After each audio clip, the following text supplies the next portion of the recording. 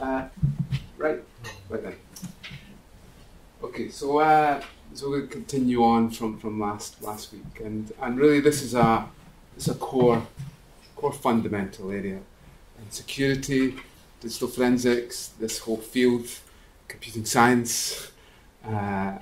This is fundamental knowledge. Get this wrong, and you're in big trouble. If you encrypt a database and you actually find that it can be breached, then you could be liable. So really, you've got to watch the choices that you make. You've got to understand all the design decisions, the implementation, and so on. There's never a major problem in cracking encryption and so on. There are ways that things can be cracked. So although there might not be fundamental flaws inside the algorithms, within the keys chosen, there is usually some way that the whole process is flawed. Okay, so for example, in another part of this, we'll look at Bitlocker. So Bitlocker is used by over 95% of companies for disk encryption. Virtually has the whole market now. Uses a TPM chip to keep the encryption keys, which is great. Which means that your iPhone, the biometrics for your iPhone, is encrypted. The data is encrypted on the disk. You need your finger to be able to release the chip, the encryption key from the chip. And that's quite a challenging area because you've got to be forced to put your fingerprint there. But with Bitlocker, you actually find that there's a copy of the encryption key held on the domain server. Because most companies, they would really worry that you couldn't get into their machine if they lost the password and so on. So there is typically things that actually happen. There's keys in escrow. Don't put the keys of the castle under the flower pot. Send them off to your parents so that they have a copy. So if you can't get into your house, then you can go on and visit them. Okay? So really watch what you're doing here. This is, as I said last week, this is high-grade military operations. These are serious tools that we're looking at. Some would want them banned. Others see it as some sort of rights to privacy and so on. Okay, so we'll look at, this is probably the core of what we're going to look at, and it's really looking at public and private key and key exchange and hashing methods. And what we'll find is that all of them fit together snugly. It's not just one is used, they're all used together. Okay, every time you connect to Google, you're using a public key to prove Google, your public key to generate a key for the tunnel, and then you're using Google private key for the encryption tunnel, and then using hashing in terms to make sure that everything is still okay and the messages are all right. Okay, so they all fit together seamlessly. So don't let anybody tell you that they're using one key method or another. They're typically using the whole bunch together.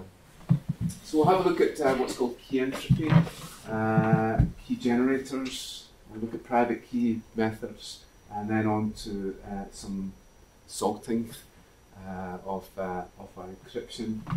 Look then at public key encryption methods. Some of the newer ones are an elliptic curve, because we're in the home of John Napier, and John invented logarithms.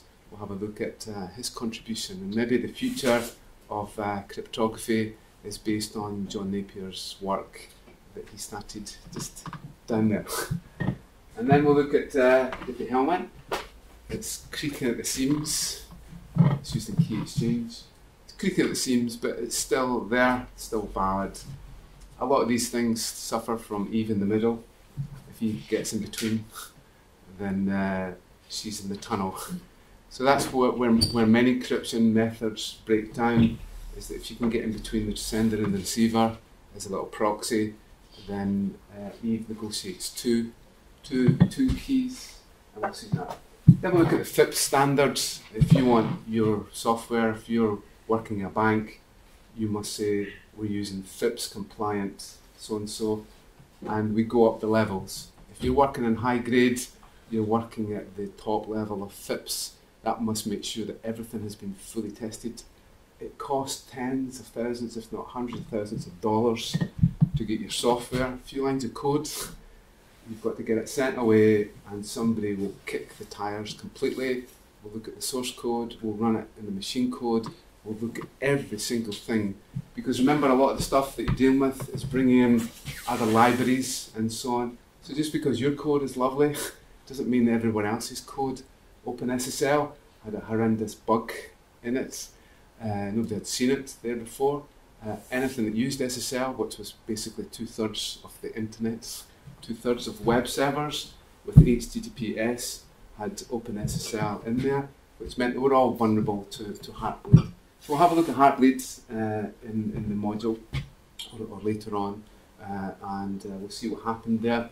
Typically it's sloppy coding, horrible C++ code is often used, pointers to pointers to pointers, and so on. If you've ever looked at any C++ code in cryptography, it will make your head spin, but if it works, leave it. And that's what's really happened. We've left it for so long and nobody's really reviewed it, and a whole lot of open source people kind of do it in their spare time, and really that's not the core of the internet. So we'll have a look a bit later on at OpenSSL and the problems that happened there, and hopefully how we're rebuilding that there. Okay, so we'll have a look at these things as we go on. So there we are. So as you know, we've got Bob, we've got Alice, and we want to preserve the privacy of the communications that happen between them. We want them to properly identify themselves on both sides. Bob to Alice and Alice to Bob. Too often on the internet, there's only a one-way communication. When we connect to Google, who's identifying who? So if I logged on to the Google now, who's been identified to who?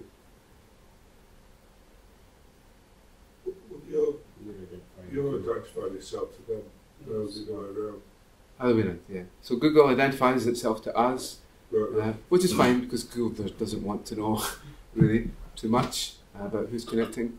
In a highly secure environment, you would identify both sides. Okay, and typically in a Wi-Fi type network, you identify yourself to the network, but then the network identifies itself to you.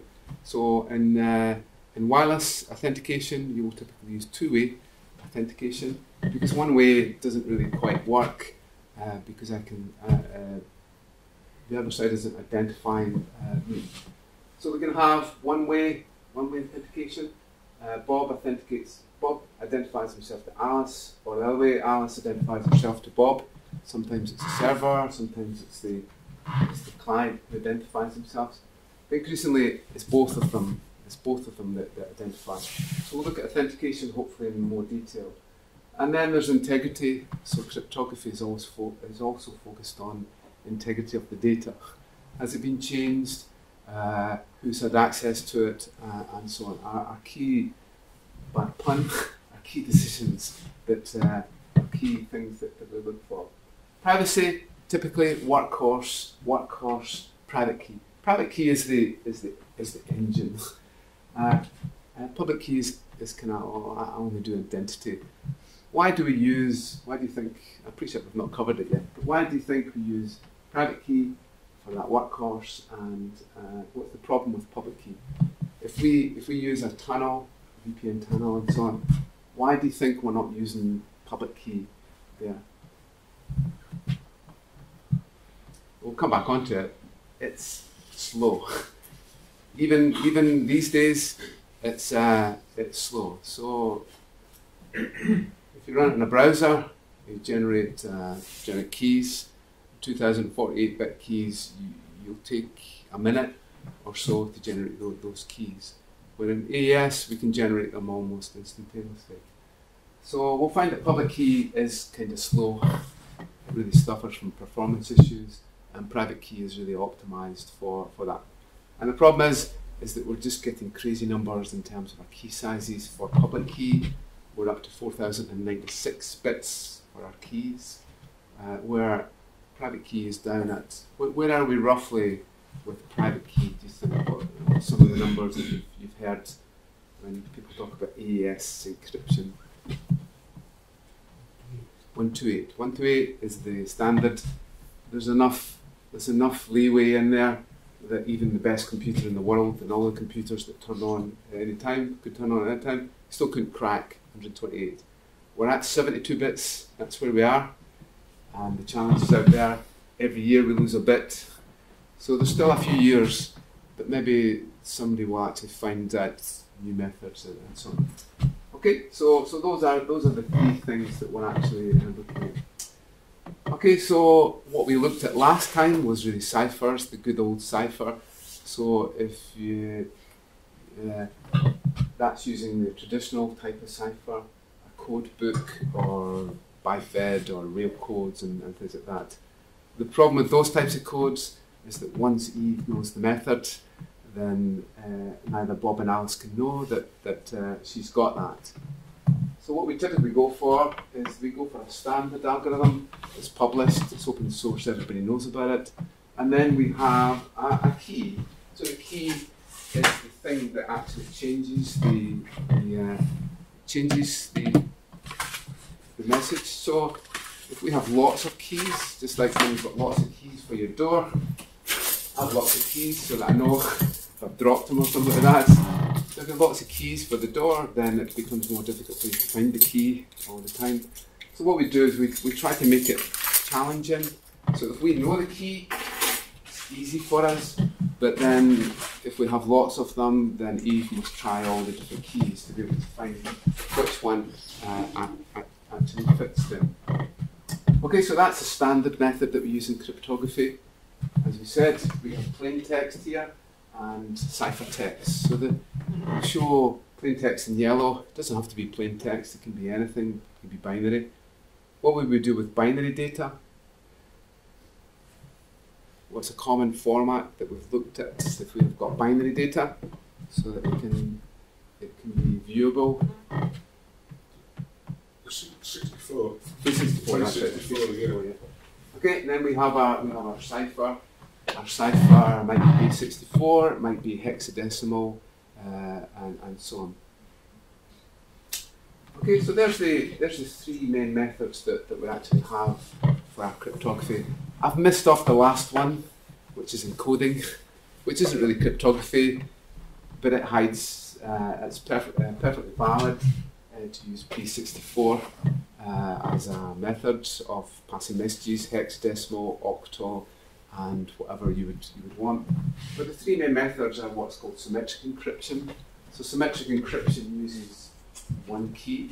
So we have one key to encrypt, and the same key then decrypts. So the methods that were defined are DES. DES was compromised. 56 bits was the size of the key for DES, and the mobile phone could easily crack that now. So they had to come up with a new one, so they went for 3 DES, which was basically encrypt, decrypt, encrypt with these keys. So 3 DES now is still used in the finance industry. A lot of Cisco devices still use it. Actually, when you're using Google, you'll see it's one of the options. What happens with cryptography is that both sides communicate and they agree on a contract. So they say, I don't support DES, but I support 3 DES, because you work in a highly secure environment, you don't want DES anywhere near your site. The last thing you want is for the contract to be agreed where we use DES and somebody cracks it. So both sides agree to what encryption they support, and they go, oh, I like that one, no, I like that one. So every time we communicate securely over the internet, that's really happening. We agree with Google what type of encryption we want, what hashing method, and then we bind the contract, and that's what we use from there.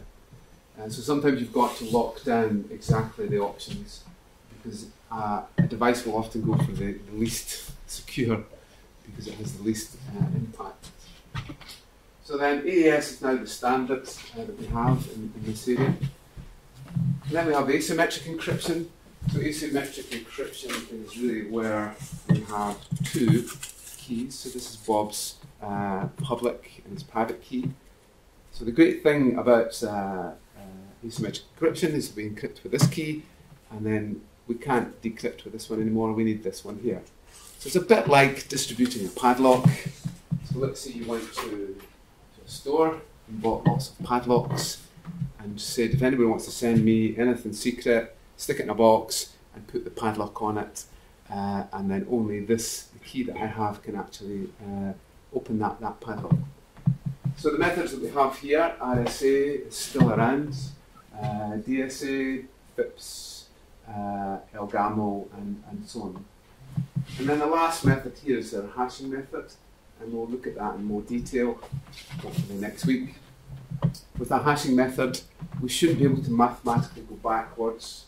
We can only go forwards, and it isn't possible to create an algorithm that takes it back from the hash code to the original data. But how do you think you defeat hashing methods? We'll go into more detail, so don't worry. Just wondered if anyone knew how you would defeat hash. So that's the way that you store a password, is that you have a hash value. I have a look at the hash value, and then I can crack it. How do I crack it?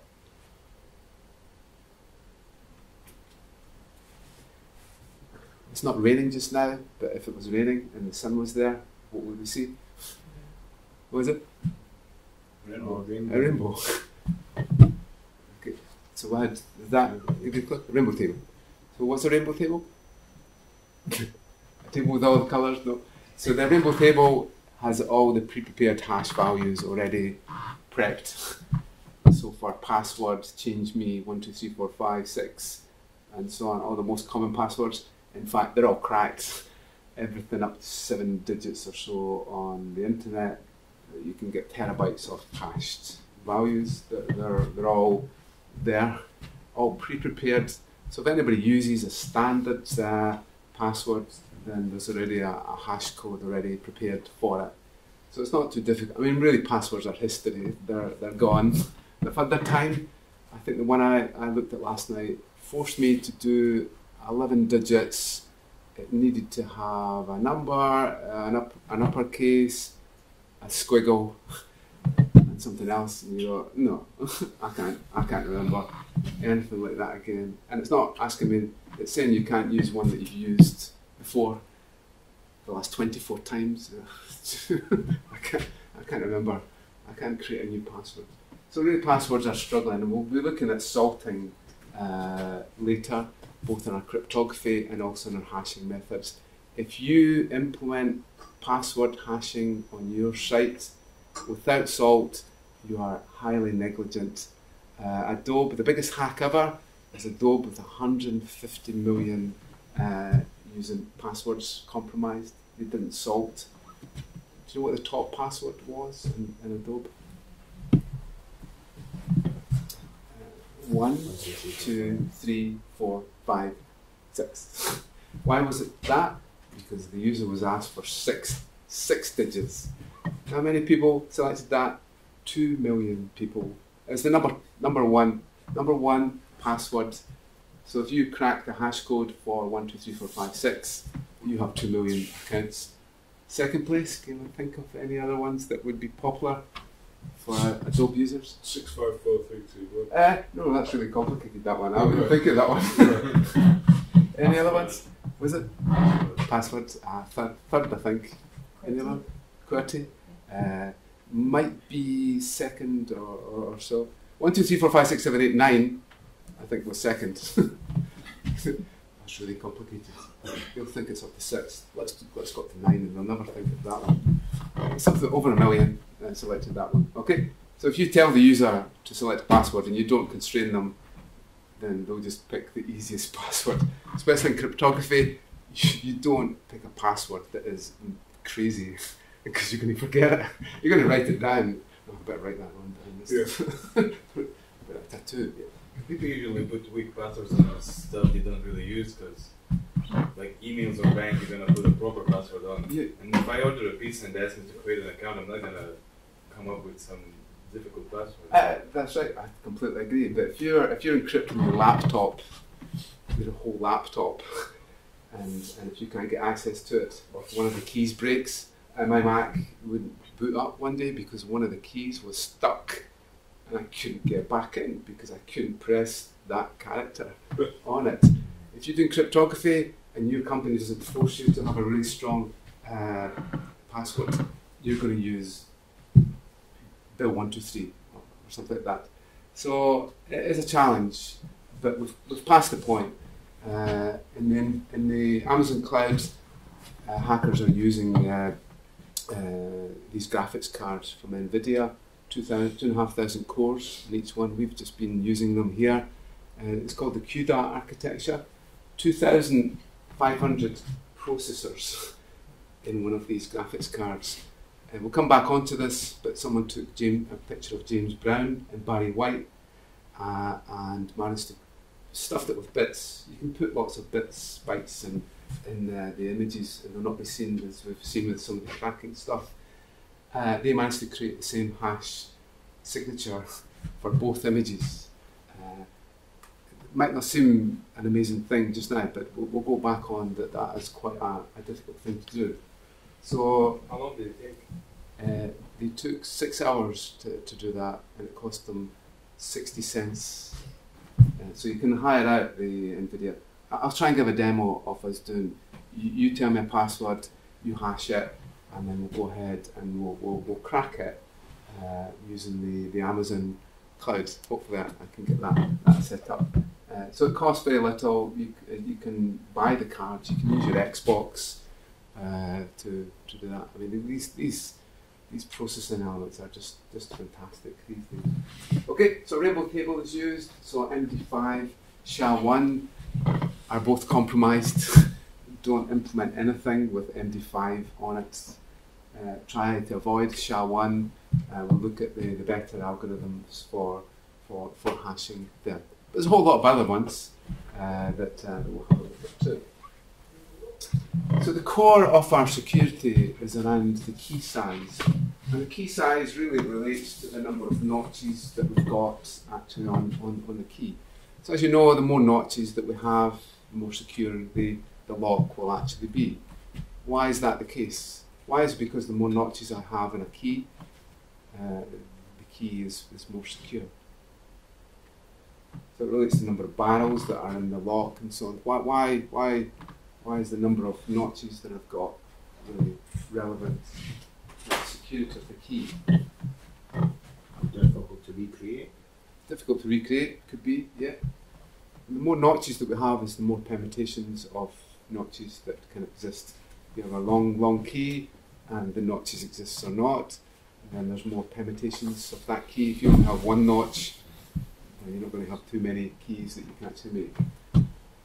So the number of keys that we have, if we look at if we represent it in bits, that's normally how we represent our keys. Then for 4 bits, we've got 16. We go up to 56, which is where Des was. That's a 7 with 16 zeros. That sounds like an awful lot.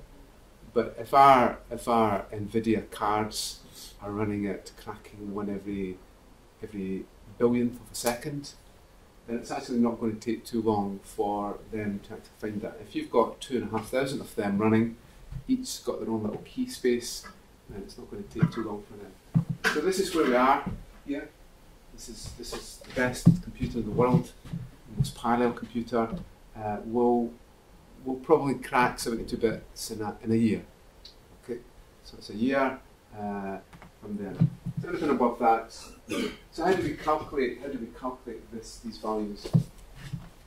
How would we calculate the number of keys that are possible for the number of bits in the key? Well, it's just 2 to the power of whatever. Yeah.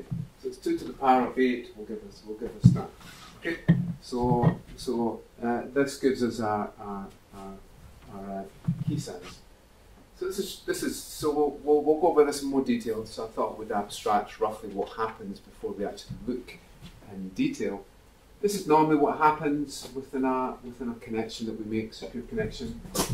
There's normally some sort of key exchange, such as Diffie-Hellman in there. There's some sort of secret key that's generated, and then that secret key is a session key. Okay? Session keys are really good because we get rid of them once we're finished with them, and then we recreate. So if somebody cracks this key, then the next key that comes along isn't crackable. Okay? So when we're connecting to Google, we negotiate a key. Key is relevant as long as someone can't crack our code within the time of the connection. So if we're making a transaction, say, as long as we're okay, it's not being cracked within that few minutes of a transaction, and everything's fine. And then what we do is we use public key in terms of identifying either side of it. So that's where the three methods come in. Private key is used for the encryption. Key exchange is used for the exchange of the key, and then public key is used to prove the identity of either side, and to continue to prove the identity. Because the last thing you want is a session hijack. Somebody connects, and then you get kicked off, and then they take over your session. So there's a continual challenging. Are you still you? Prove it. I want you to. I want you to do this puzzle for me. Only because if you started the connection, can you actually do that puzzle? So you're forever being challenged for your identity. If you're on a VPN, every single time you said, well, what's 2 plus 2? Give me the answer and encrypt it with the key I gave you. And if the answer isn't 4, then you've gone and it's someone else. Okay, so you can see how complicated this is and why just not, if you don't have a complete knowledge of how all the things fit together, you could really cause major problems in this. Okay, so the first thing that we need to look at is whether we have what are called block streams or cipher streams. So block 1 is quite obvious. We chop it up into blocks, so we can have different sizes of text. We might have a movie, which might be 1 terabyte, or we might have just a simple SMS message. So we need some way to organize that. So we define for the algorithm we're using a block size, and then really the data just gets chopped up. And then we end up at the end with we've got to fill the last little block, because it won't always fill that last one. So we put in some padding at the end, and then that will fill that last block. Then we take our key and we cipher each block in there, and then we stick it all together, and then it becomes a cipher stream. Remember, encryption is on disk, in memory, and on the air. Okay, so don't just think it's just one place. It's in the network. It's in memory. The standard place for people to look now is in your memory of a running program, because it's encrypted on the disk.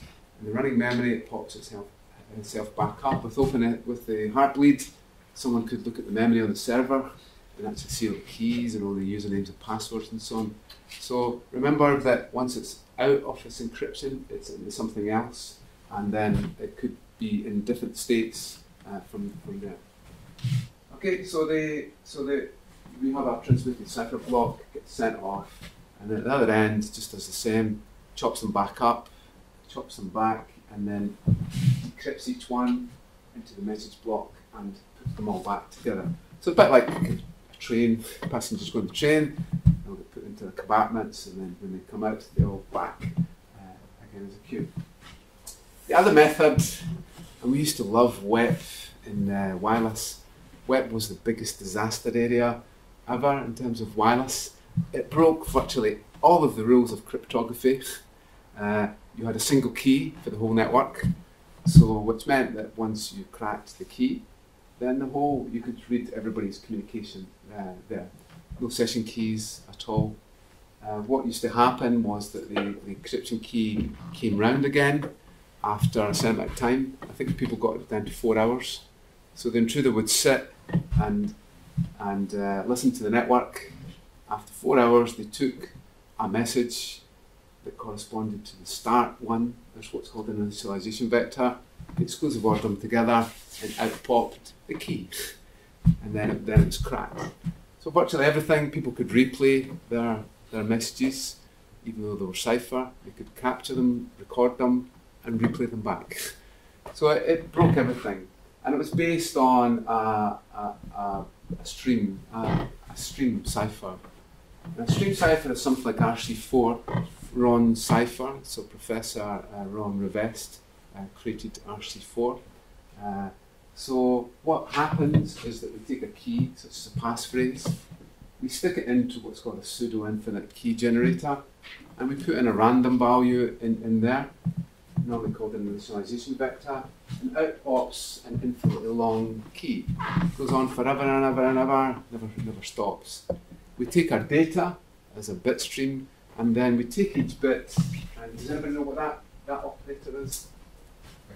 XOR, so inclusive OR. So 0, 0 gives us 0, 0 gives us 0, 1 gives us 1, 0 gives us 2. No. 1. Right, just in binary, we're all taking one by a time. 1, 0 gives us what? 1. And 1 and 1 gives us 0. That's it. So what happens here is that we exclusive OR each bit as it comes along. So 1 and a 0 gives us 1, a 1 and a 1 gives us 0, and so on. So why do you think you would use this method over the one that we just saw there? It's a difficult question. I just wondered if you knew. You don't need any maths coprocessors for this one.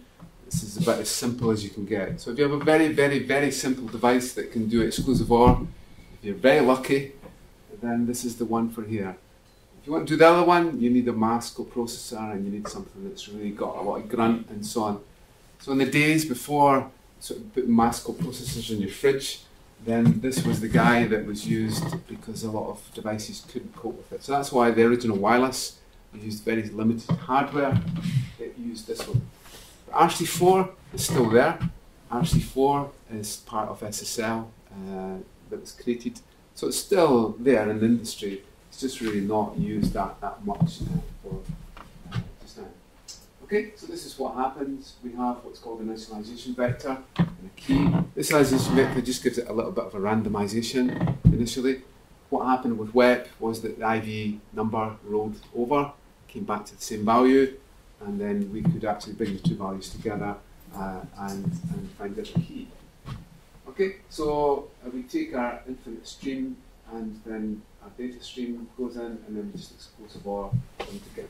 So this is an example of a certificate. This is Netscape, were the company who created SSL. It's a horrible, horrible fix. Don't base anything on SSL that is highly secure because it's compromised at the box. So anything with HTTPS isn't 100% secure. Eve gets in the middle and it's not secure anymore.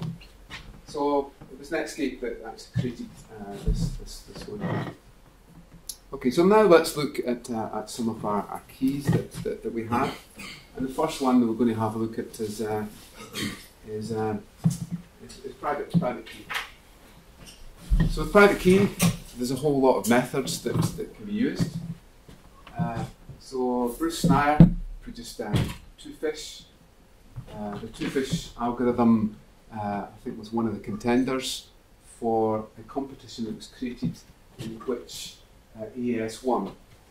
So NIST had a competition in 2001 for a new cryptography standard, and these two cryptographers from Belgium, I won't say the name, but they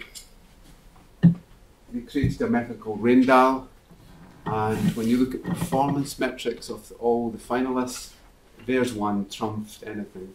So when we look at TrueCrypt, we'll actually see TrueCrypt gives you a basic evaluation of the speed of each of the algorithms. The EAS wipes the floor with any of the other methods that we use.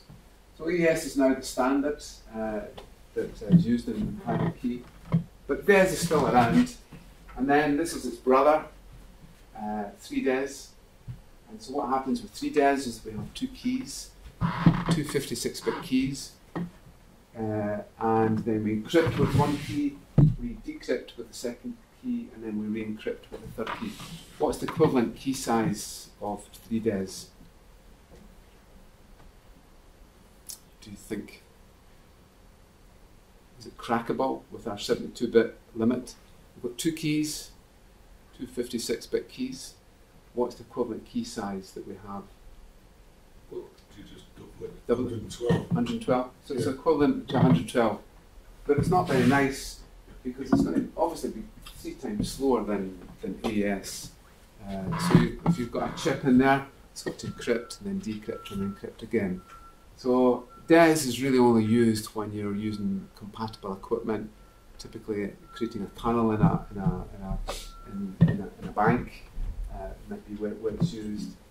We've got RC4, RC2. This is another Ron Rivest one that we've seen as a replacement. Most of these algorithms have some sort of flaw. The earlier ones, there's some sort of flaw that can be compromised in some sort of way. Then there's Blowfish. Bruce produced Blowfish there as a contender to DES. And there's a whole lot of other ones. If you look on our crypto page, there's stacks and stacks of different types of encryption. But what we'll find when we use OpenSSL in the lab is that OpenSSL supports most cryptography standards. Okay, so if you can encrypt today, we'll encrypt in Blowfish, Twofish, DES, AES, and so on. So they're still all supported, and when we're creating our tunnels, they're all still actually in there. Okay, so that's the 3 main ones that we'd have. There's our Raindal one, RC2, and then DES. The QR code should work, but it maybe doesn't because of the resolution of the screen there. But if you've got a PDF version, you should be able to scan the QR code. It should take you to the right site there. Okay, so that's the method that we have. From there. So the major problem that we have now is that, just like in WEP, Eve captures the ciphertext and plays it back. She doesn't know what it says. She knows it says hello, how are you? And she captures that as an email or something. And she says, well, I'm going to send it to Alice now. And she just replays that back. It's encrypted, it's fine. And Alice can't tell that it's actually Eve that's sending the message. So what we normally do is that we add a bit of salt to the encryption that we have. And with salt, what we have is what's called an electronic codebook. So an electronic codebook, basically when you encrypt, it pops out as a cipher block, and every single time when you encrypt, it comes out the same cipher block. So in that way, you can actually start to attack it in some sort of way by finding, I know, I'm going to send Eve a message saying hello, and she's going to send me a message back saying hello, because I know that's what she'll say to me. So you probe, the intruder probes the system with messages that they know will be returned back. So it might be an ARP that says machine not valid or something like that, or maybe an incorrect login. So then Eve can then capture the block, and she can copy and paste messages together. So she's got the cipher for hello, she's got the cipher for goodbye, she places them together and she sends it, and that's a perfectly valid. In WEP, you could do that. WEP, you could copy and paste bits of the string and play it back again. There was nothing there. But what we normally do is we add salt, and with the salt we add what's called an initialization vector, which kickstarts the whole thing to make sure it's actually different. So this is an example of cipher block chaining. Cipher block chaining encrypts with the first block and then chains the output into the next block, and then each block chains from there. So this way what we take is the block, we exclusive OR with what's called the initialization vector, and then we add a key, and then we encrypt that. We then feed the output of that into the next block, and then we exclusive OR them together. So this is an example here, a well-known example. So this is a penguin here. And this has been encrypted with high quality AES. So we can all see that there's a penguin still there. So can someone tell me why the penguin is still there, even though we're using 256-bit AES? This is a bit worrying. We've encrypted our images, but we actually still see them. So why is it that we can still see the penguin there if we're using electronic codebook.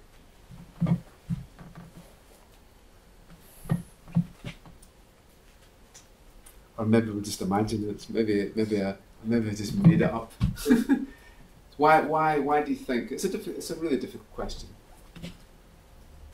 Why do you think, especially on a Friday? It's been a long week for you. So why do you think we can still see the penguin if we're using cipher block chaining? Go on, see it. No, we've not used enough bits. No, we've used lots of bits. We'll go for a gazillion bits for encryption, and it'll still come out the same. What's the problem here? Images are chopped up like that, like an image. You take a block, and that becomes the data. So it's taking a block and encrypting it, taking another block and encrypting it. What can you say about this block and this block? And The same. Of repetition. Yeah. So keep explaining. It's in the same order, so you can still see where the padding is. No. We're nearly there. So this block is the same as that block. You agree? Yeah. So when I encrypt it, it's going to come out exactly the same if we use electronic codebook. This block here is different from that block. So we will see variations there. So what we're actually seeing is the same data. If I encrypt hello, hello, hello, it will always come out with the same cipher. Yeah. So what you're seeing here is the same pixel blocks are coming out as the same cipher. Well, there's only 3 blocks that are out there, white, black, and yellow. No. The way the blocks are here, and that's the way that the data is arranged. The way that JPEG is arranged is a block and a blocks. These are the blocks here. Right. So when you're encrypting, it takes the block and encrypts, takes the next block and encrypts, and so on. And then it builds them back up into the original image again. So what you're really seeing is the similar area. So even this area here is probably the same as this one in here. You only need one bit to change in data, and it'll completely change the cipher that you get on output. But then if we use our cipher block, then that's what we get. This is the standard sign of, what would you call that? Electronic engineers call it something. What does that look like at the end? That's noise. Noise. Noise is completely random, ones and zeros, all over the place. The only way you can detect encryption is do a frequency analysis of it, and if you can't find any frequencies in there, then that might be encryption. So we've done work here on compressed data, and that's also looks quite random, but not quite as optimized as encryption. For AES encryption, when you do your frequency analysis of the data, every byte will be equally probable within them. Okay, so never use that one. Always use the cipher block tuning and then. So let's look now at key exchange and how key exchange actually happens. So if we're going to use private key, and private key looks to be the best way, how do we make sure that Bob and Alice actually are able to have the same key, even though Eve is listening to everything that has been said? So this was a big problem in the industry. Out of band is one method. What's out of band communication? What's out of band passing of messages? What would you find is out of band? So every time, does anybody use multi-factor authentication for Dropbox? So that uses out of band method. What method does Dropbox use as an out of band to authenticate a device? Well, it uses an SMS message. That's out of band. It's not in the same band. It's on a different device than the communication channel that you're actually using. So one way is to out of band. I stick it in the post. But unfortunately, Eve's listening to the post. I telephone it and so on. So luckily, this guy came up with a method that allowed both Bob and Alice to be able to communicate quite happily with some numbers, and at the end of it, both Bob and Alice will agree on the same key. So the method that he used is based on logs, based on powers. So if you remember from school, then if you take a value to the power of x and a value to the power of y, if you take, and then that becomes a to the power of x plus y. So 2 to the power of 2 times 2 to the power of 3 is 2 to the power of 5. Okay? So if we take 2 to the power of 3 and raise it to the power of 3, then that becomes what? Was it 10 to the power of? No, 6. 2 times 3. 6. So we take that. Okay, so, and really this goes back to John Napier. So John Napier could see that what you could do is that you could take logarithms, and rather than multiply numbers together, if you took the log of a value, then you could actually just add them together. If you had a really long calculation before calculators, if you wanted to do the multiplication, then all you have to do is take the logs, add them together, and then take the inverse logs. And if you wanted to divide, anybody remember from school what the divide would do? Subtract. You subtract the two together. And it's all really coming back now with this. So what happens is that both Bob and Alice agree on a value, and Eve knows it too. So there's no secret here. We all know A. And then Bob and Alice agree on a value of x. We generate a random number of x and a random number y.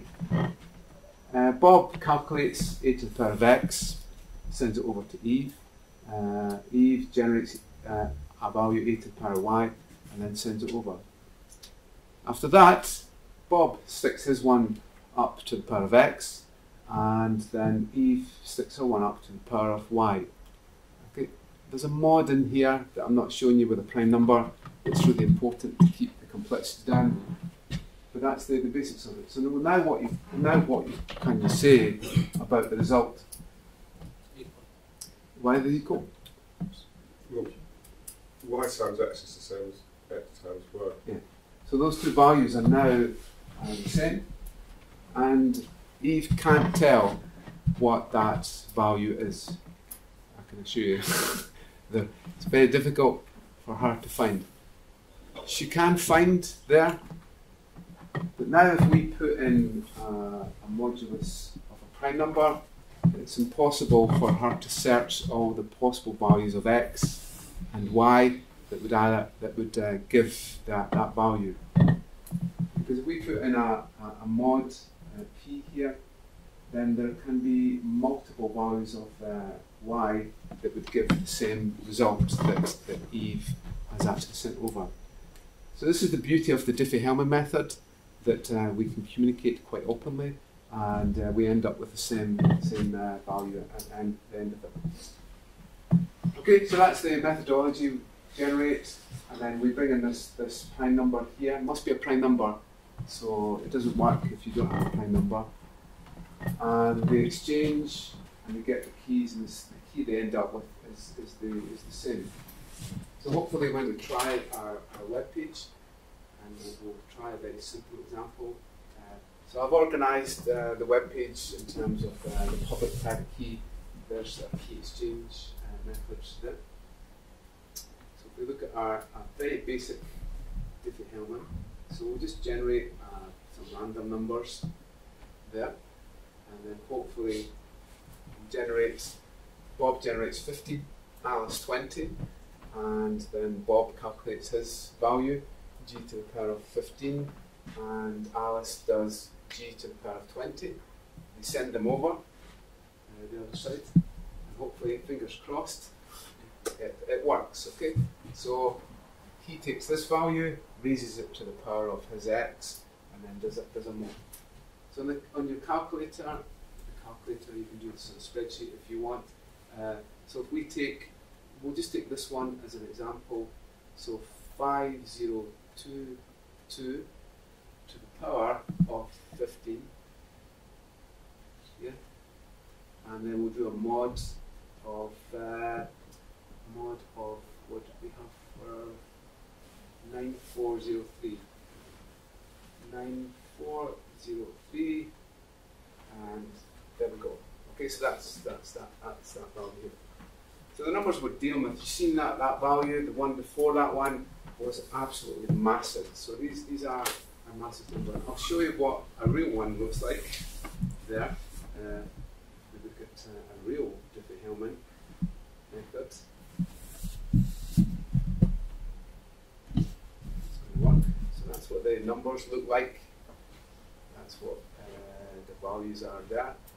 So they're pretty big numbers. And then at the end of it, hopefully, Bob and Alice have the same key that they actually use there. Okay, so it works. It works, and it's been used extensively. But unfortunately, it's been compromised completely, 100%. And it's compromised by Eve in the middle, who sits in the middle and negotiates the key.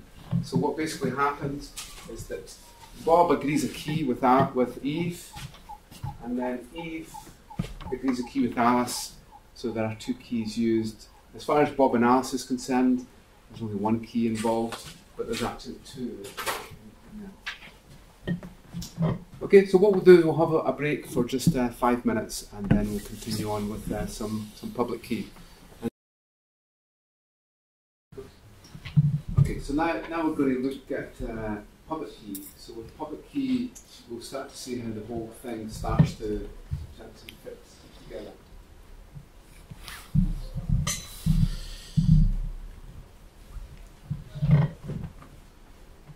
So with public key, what we have is we have something that, so the two methods we can use to stop computers from cracking our codes is to have lots of keys, so that's one way.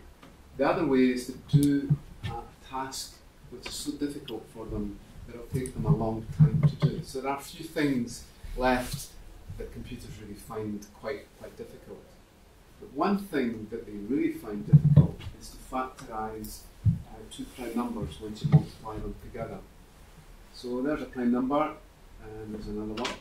So if we take one away from each and we multiply them together, then we get this value here. And it's actually quite difficult for a computer to be able to factorize that back into the key and the Q value. So the kind of numbers that we're dealing with is like that. That's 512 bits. So it's not that long in terms of some of the numbers that we have these days. But that's an example when we take our two 512-bit values and we subtract one from each and multiply them together, and this is the value that we get actually in the end. And a computer would find that really difficult to find, but there are computers around that are going through every single prime number that's possible and finding new prime numbers within the space. So it is possible to actually do that.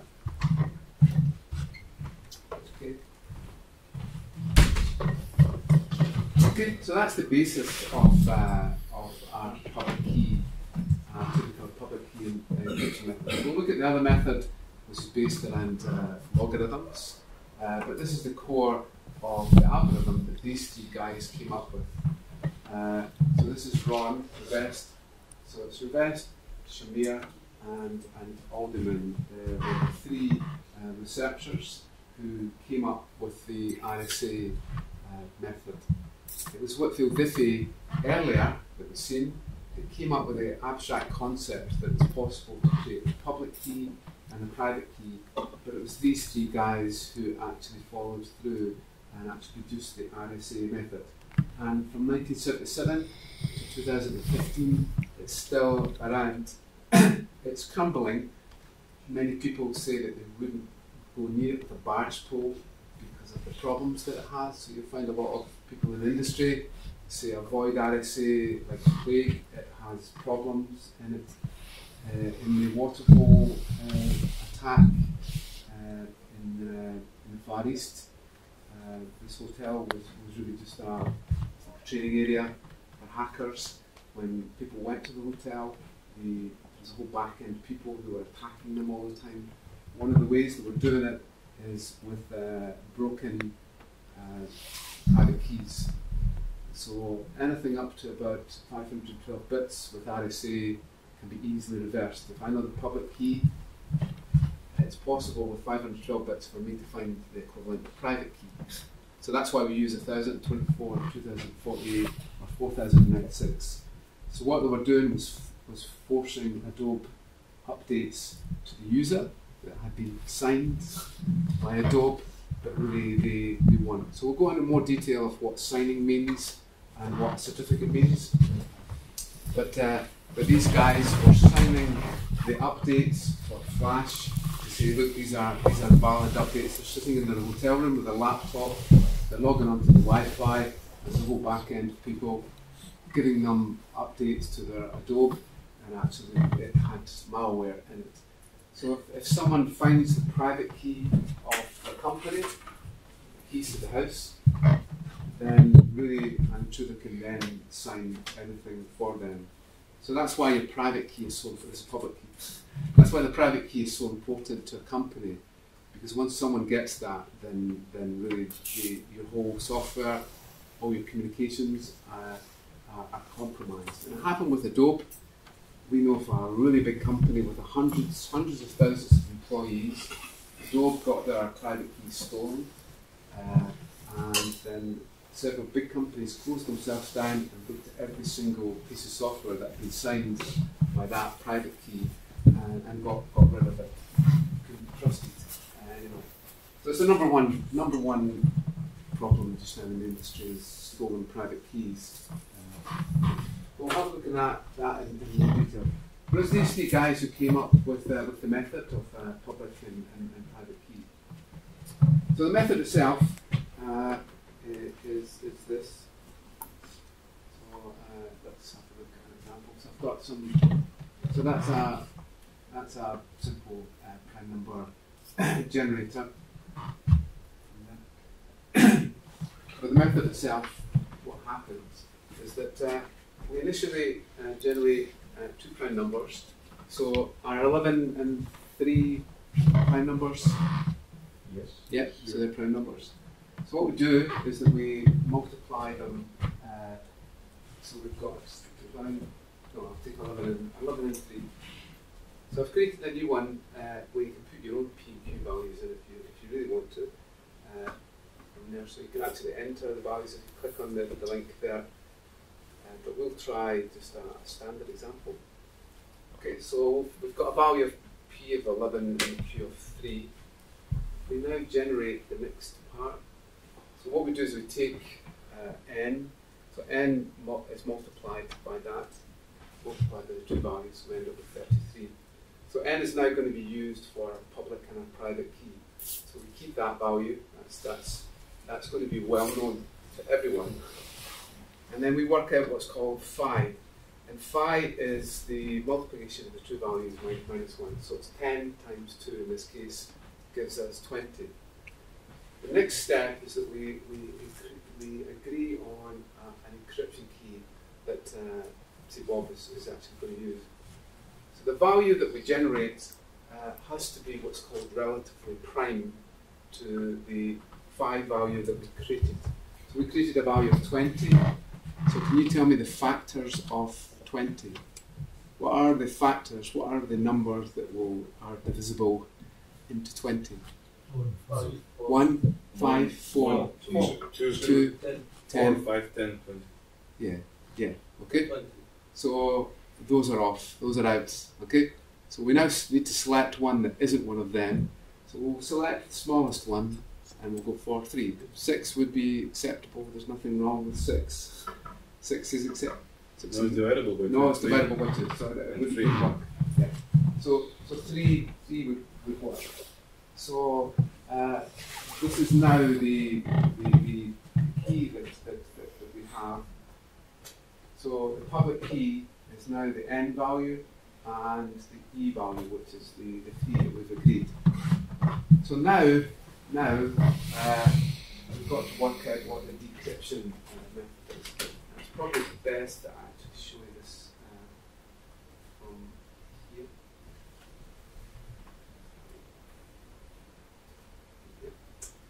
Okay, so the value that we've got. Okay, so we've agreed on 3, which isn't one of the factors of 20. Now what we need to do is to be able to work out this calculation. 3 times d mod 20. 20 is a value that we've selected there, equals 1. So I've given the answer away there. So can someone tell me why the answer is 7 for that?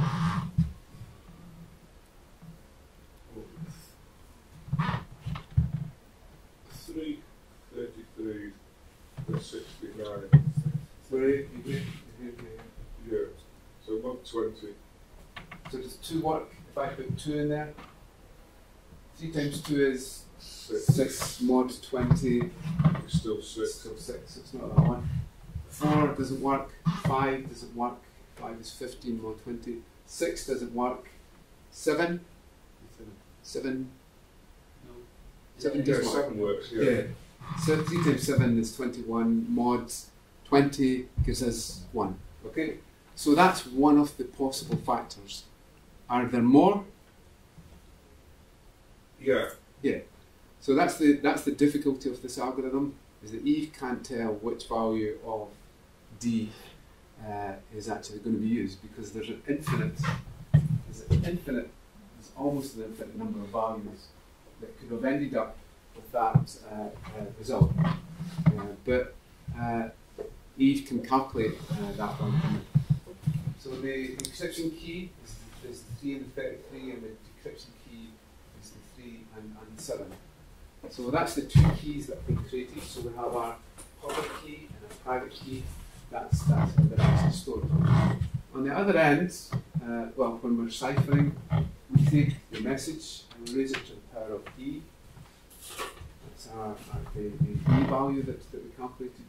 And then again we take the mod of the N value.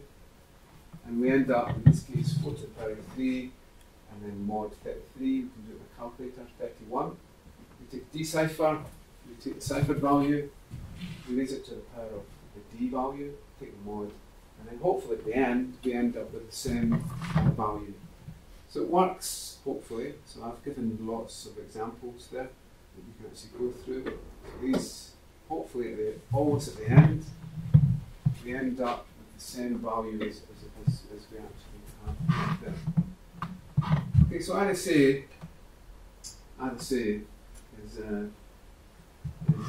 is a convenient method. This is how we do our greatest common denominator. Yeah, to make sure it's relatively prime. That's the term for it. Okay, so these are the kind of numbers that we deal with. So they're quite large. There's the D value, there's the E value, and so on. And the value of N is obviously passed to it. So when you see an encryption key, you'll see a value of E and a value of N, but you won't see the D value, because that's the value that's going to be used. So when we have a digital certificate, so the digital certificate, one that we purchase, has the public key and the private key. Should we give this to everyone? So if somebody wants to send us a message, should we give this out? No. You don't give private key out. So what you would give out is obviously this version here. So this version here has stripped off the private key, and so this is the one that's distributed. If somebody steals this one, then they can be you. So this one has got to be kept the lock and key. If not, and that's what the intruders did in the Dark Hotel. They managed, for the certificate, which is an Adobe one, to reverse from the public key, it's in the Amazon cloud. They managed to find out what the private key was. So they could pretend to be Adobe if they wanted. because if you just strip off that, you could then sign it, as you'll see in a little minute, and then they could pretend to be so never trust anything 100% in this area.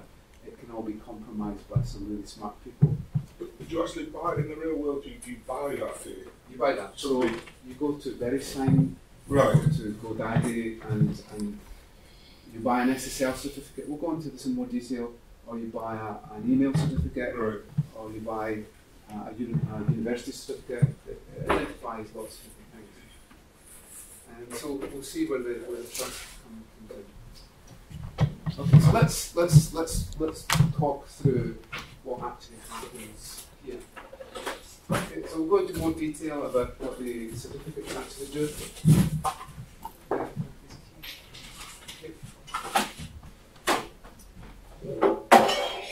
Got my tins. You can buy these in IKEA, by the way. I've got some under the desk if you want them.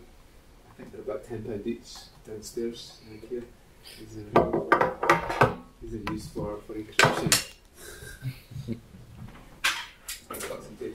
So I did a talk a few years ago for the FSA in England, now the Bank of England, on cryptography, and I went down on the airplane from Edinburgh Airport, and in my bag I had my little pins, like that. Tins already, as you see, and there. Washing, so I hope that's not going to affect the microphone too much. And my pins, and I got pulled over in my bag, and really go over here. So you take what's in your bag out your bag. Okay, so could you just open the lid of that? So you take out what's in there. Okay. You can actually see all the cameras starting to.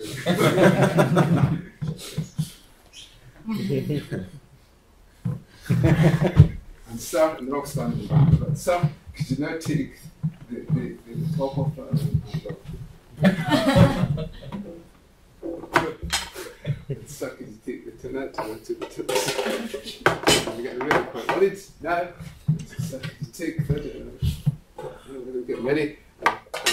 And actually, there's electrical tape, and it really isn't a very good thing to have. Yeah. Electrical tape. Actually, I had the radio. I promised I had the radio in my back to listen to DAB, and I had the radio in there. So they couldn't quite believe it, and I had to explain the whole cryptography lecture to them. And they got so bored. Just get out of here. Okay. So that's this is available from IKEA if you want. If you want to do the same. You're going to get arrested. You want to get arrested at the airport, don't do it. I got away with it, but you probably won't. So you don't have an excuse of teaching to someone. So let's talk through the doing of that, so that we can see what goes on. That'll be Bob for the day, and Alice. Maybe Alice for today. Right then, so I've got a couple of keys. And Alice has got a couple of keys there. That's great. So what I'm going to do is I'm going to be able to get a message to her, and hopefully I'll be able to identify it. Because we all know that anybody can send email and pretend to be whoever they want. You can Bill Gates for the day. There's no credibility in that at all. What I'm going to do is I'm going to write a message to Alice, and I'm going to say hello. Okay, so I'm going to say hello. So, but what I'm also going to do is I'm going to put a little hash. I'll remember that little hash actually, because we'll have to cut that bit. But we won't put a little hash in there. That's not that type of message. We're going to put a hash code in there. And the hash code I'm going to do is that I'm just going to do 5. 5 is the number of letters within inside the message. Okay. So when Alice receives the message, she'll know if she checks that, then there's no hash in there. By the way, it's a hash code. Put that in there. So this is the magical little bit that I'll do just now. That I'll explain a little bit more. So I take my private key. Okay. take my private key, but nobody will hide that one. In fact, take my certificate here. And so find I pop off my private key from my certificate, and my private key is yellow. So I'll just encrypt. This doesn't happen in real life, so in your exam, don't say I put some sticky tape on the tin and to make it happen. So that's got the little code in there. So I'll put that in the next box. You can imagine me explaining this to security staff at Edinburgh Airport. Right then, I didn't even have a PowerPoint, so I had to extract everything. You got a whiteboard? No, you got a whiteboard. Because I didn't have the the marker on. So then what we're going to do now. So which key am I going to use to be able to send? Which key? So Alice has got two keys. You're showing off your private key. Stick your private key under the desk. So yeah, they were all looking at taking copies of it and everything like that. Okay. So which key do you think I'll use? So I've got public key and I've got my public key. He's got her public key and her private key. Which key do you think I should use to be able to send her? Was it? Her, who's public? My public. Oh. Okay, let's talk through this one. Okay, thanks for setting this up for me. That's perfect. I'm going to use my public key, and I won't do it just now. I'm going to use my public key, and I'm going to give Eve. I'm not going to do it just now. And I'm going to explain why this doesn't work. Oh, I've got money. I've got Visa cards. If you want to get a bet on that one. So I give Eve. So what key would she use to be able to decrypt my encrypted? So I've used my public key. Your private. But she hasn't got it. Oh, so I've given it that. So I've encrypted with my public key. Yeah. And then what key would she use to? Somebody said it. Your private. That's it. Okay. My private key. Is that a good thing? Yeah. No, she hasn't got it. Is that a good thing? Is that a good thing? No. No. That's a disaster. So that doesn't work. Good answer, but it doesn't work. Okay. Which key should I use? That's what the security staff at Edinburgh said, and I just rubbished it. They weren't very pleased, so that's where they go. What do you mean it's not a private key? And they were doing it all, the people were coming around. No, of course it's a private key. Well, you should use your private key. That works. And she uses her public. But I can get on her computer and then I can open it up again. That's not a secure way. So you use her public key. Alice's public. Yeah. So that's much better. So Alice needs to give me her public key. I will find. She does that by sticking that key in there. That line key. That's public key. So she sends her certificates. I've already got it, and I've got my keychain, so everything's fine. So I use her public key to be able to that. So my public key is red. That's fine. So we'll do that. Okay, so it's red. Yeah. And just take that, encapsulate it into an email or something like that, and then I can send it. Okay, anybody can open it, but obviously we can't see what's in it. Right, so Alice could open up the box. Sorry. That's right. Okay, so Alice opens up the box. So now what key will she use to be able to open up the box? Her private key. Her private key, okay. So wave the magic private key. It sounds like Sooty and Sweet. Move the magic private key and touch the box. And then take off. Encryption doesn't happen like that. There's no magic waving of keys and touching the box. Feeling abstraction of a real life principle. Okay, read the message. So I should have changed it. That would have been good, and you would have slight hand, but I won't do that. So what does it say? Hello. Hello. So it says hello. That's great. So everything's fine. So I couldn't have opened that box. You agree? So that's why I didn't use my key, because I could have went on her computer and actually had a little look at it and stuff like that. It's biometrics. I could have got on and stuff like that. So that is an acceptable answer, but wrong. Yeah. Okay. It's insecure. She could read it, but so could everybody else. That's it. But you pretended to be me and sent her the email. So now we have this dilemma that she hasn't really proven me. So this last box, which key will open the last box? What was that? Who's your private key? Oh, well done. Yeah, I was going to put some money on it, but I'm not. I've got access to the public key.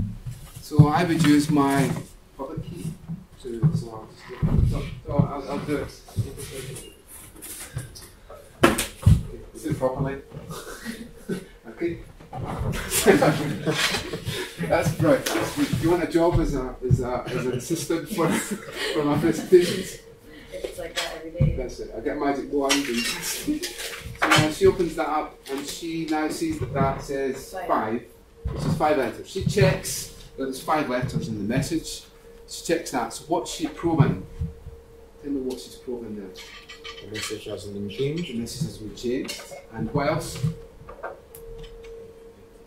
Confirmed key. It's me, yeah. Okay? So she's not only got integrity there, but she's really proven that it was me that sent the message. And no one else can read that message, even though it's sitting on her server and so on. Okay, so that is there. Okay. Alice uses the public key, and then she's the private key there for that one. There's the keys in there. And if we just take this through. This is what happens in real life, okay? Not in a box from IKEA. This is what really happens. So Bob takes the message and then hashes it. We'll take MD5 and we'll show you how that happens later. And then he sticks that at the end of the message, just like we did before. And then what he does is he encrypts it with Alice's public key there and sends it over. Alice receives it. She pops in a private key, and we get that. And now what must happen is that she needs to verify the message and also Bob. So she then does an MD5 of the message and gets a result, and then she decrypts the little box that we had there, and she checks the hash, and if they're the same, she proves both Bob and also the message. So that's really what's happening all the time on the internet. Every time we do communications and we secure email, it's really that whole methodology. Okay, there's another method, a more complicated method. This normal encryption happens when we encrypt, and if we add another key. So let's say we've got some data, and each person encrypts the data. If we want to decrypt it, then it's like onion routing. With onion routing, what happens is that you encrypt with one router and then the next one. To unpick the lock, you've got to unpick it in the reverse that it was encrypted actually on. There's an encryption method called cumulative encryption. If you pick your keys correctly and your prime numbers, what you can actually do is to be able to uncrypt in a different sequence with the keys. It's a bit like when an electrician isolates a plant. Okay, they put a hasp on the lock, and then everybody who's working on the plant puts their padlock onto the hasp. So as long as there's one padlock there, then the thing is still locked. Each person can come along and take their padlock off at any given sequence. So cumulative encryption actually allows you to actually do that. Our last little method. Okay, so the last little method that we'll actually have a look at is Elgamal. So Elgamal is a new method or the newest method of encryption, and it's often used in key exchange. It's similar to Diffie-Hellman, but it produces smaller keys. So this is logs as they were.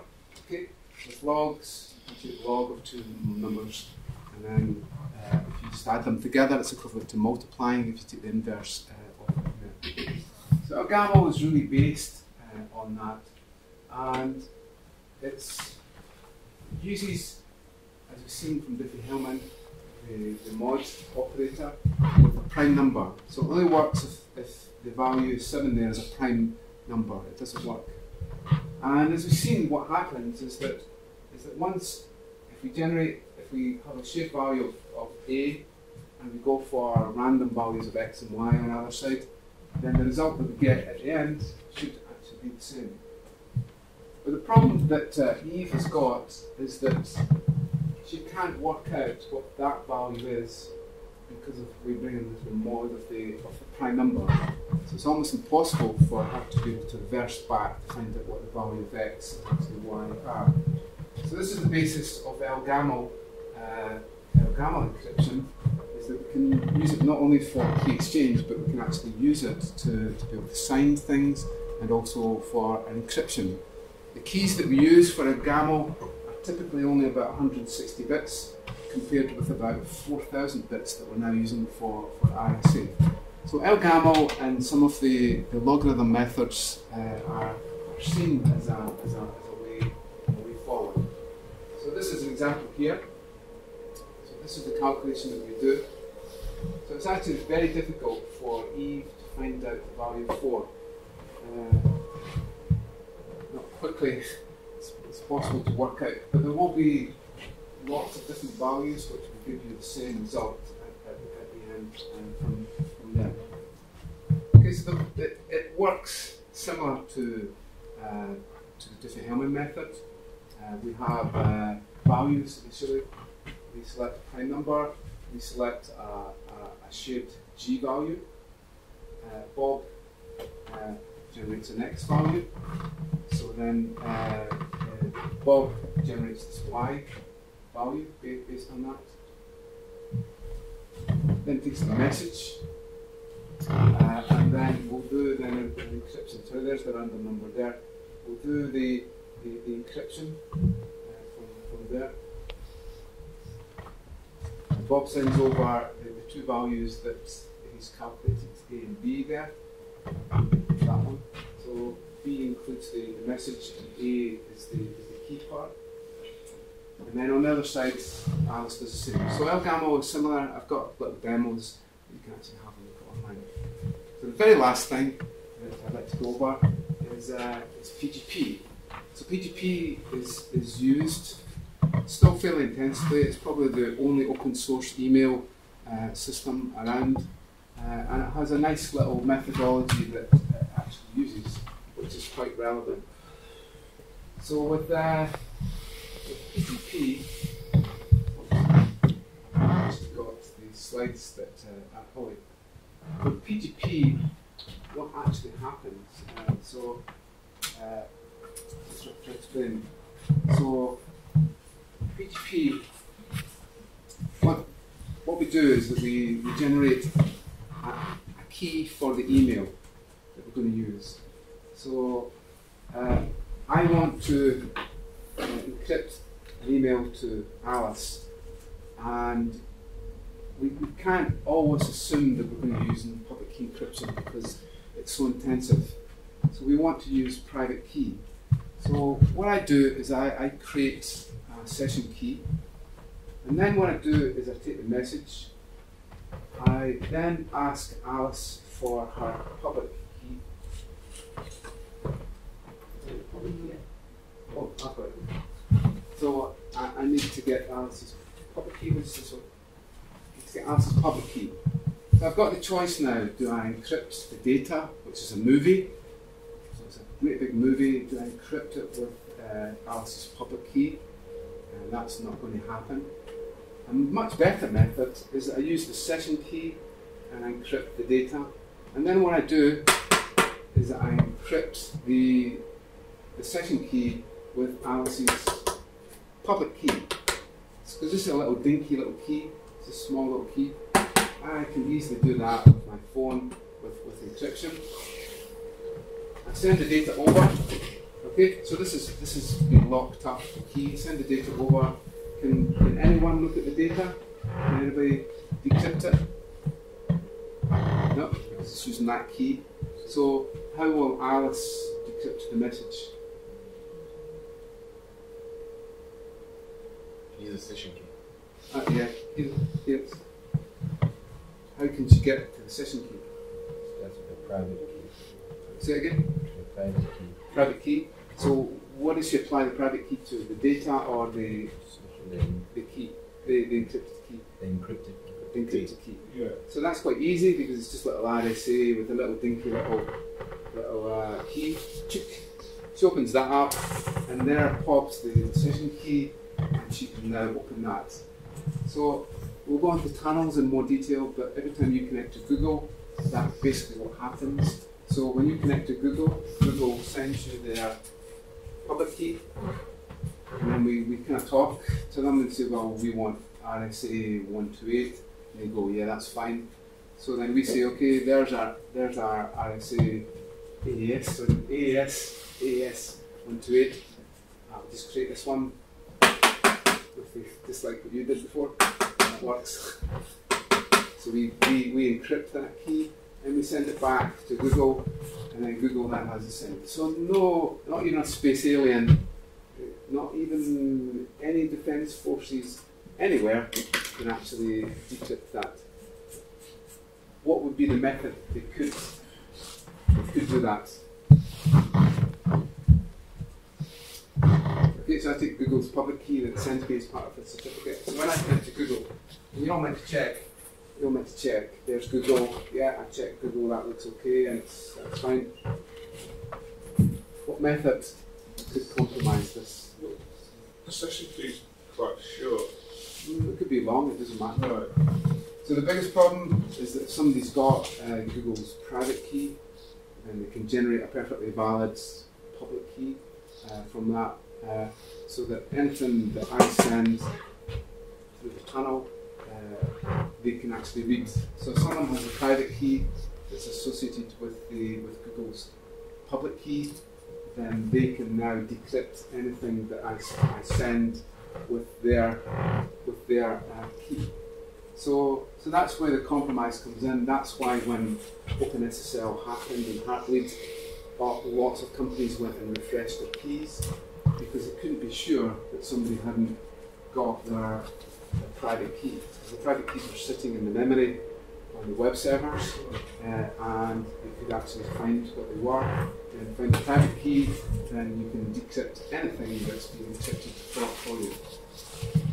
Okay, so that's good as a basic introduction to our key methods. I'll just let you have a look at some of the tools that we've got online for you to use. So you should find that all the methods that we've used today will be defined in a public and private key. There. So there's some things on Elgamal that you've got there. So all the DES, 3DES, AES, Bookfish, Twofish, if you've missed any encryption method off, then please just say, and we'll add it. And then... Yeah. What was it? You've missed the tiny encryption algorithm. Which one? Tiny encryption algorithm. Okay. It's well used? No? No? Good. But it's solid. Okay, so they should be there, and the key exchange stuff should be there. An interesting thing if you've got your mobile phone is to be able to have a look. So now you can get your mobile phone and your browser to do cryptography. So nobody ever thought that such a limited device as a mobile phone would be able to do AES and RSA encryption. But we've got a little example. I'm trying your mobile phone. It will kill your mobile phone if it's not very powerful. So we've got RSA one here.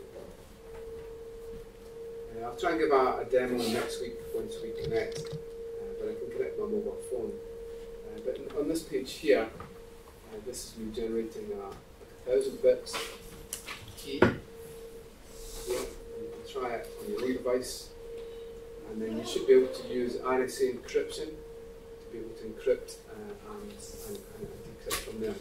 So if you have some time, so you can actually have a look at encrypting on your mobile device using the browser, and just to show you. But don't ever use encryption in JavaScript. It's very weak. People can mangle the JavaScript and so on and change things. But obviously the code's running in your browser from there, not in the back end. Okay, does anybody have any questions on what we do? Appreciate we've done a lot there. It's all online, and there's some fun videos for you to watch back with Video Scribe. Make sure you watch those kind of fun ones too, and try and build up a real deep understanding. This is an area that we think is really quite weak overall in terms of principles. You'll have senior security architects that still struggle around some of the principles that we've been looked at today. So nobody really understands, very few people really understand the whole nuances, but there are a lot of people who really know how to breach them and to do really bad tools to overcome them. So you really have to understand some of the basic principles involved. Anybody with any questions? The private key, obviously you don't want to lose it. So couldn't you have sort of security so you can't lose your private key like it's in a special computer? Is that not practical? But you're going to have a copy just in case that computer dies. You put that in escrow, you give it to your lawyer, your solicitor. Yeah. You're always going to, you normally what you create is a USB dump of your key and then keep it physically somewhere in a fire safe so you can get access to it. But once you lose your private key, it's gone. Everything you've encrypted, everything you've signed is gone. You've got to revoke. We've got to revoke. If somebody steals your private key, you've got to revoke. Unfortunately, Chrome doesn't revoke. So all these companies changed their keys, their certificates, and Chrome didn't revoke. It's a very complex thing, but you've got the embarrassment to tell the whole world, oops, we've kind of lost our key here. Any chance you could just take back all our software and re-sign it again? We've done a bad thing. So from an embarrassment point of view, you don't want to.